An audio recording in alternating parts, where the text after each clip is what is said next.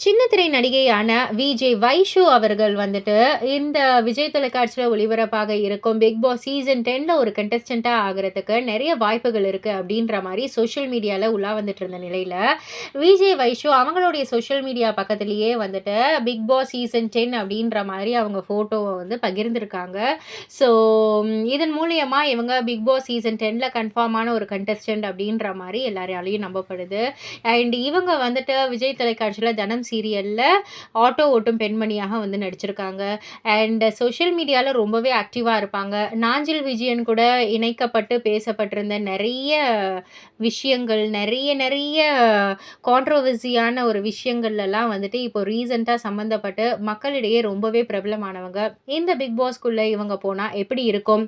இவங்க வந்து நல்ல ஒரு ரீச் அடைவாங்களா? உங்களுடைய கருத்து என்ன? அப்படின்றதெல்லாம் கீழ உள்ள கமெண்ட் பாக்ஸ்ல குறிப்பிட்டு சொல்லுங்க.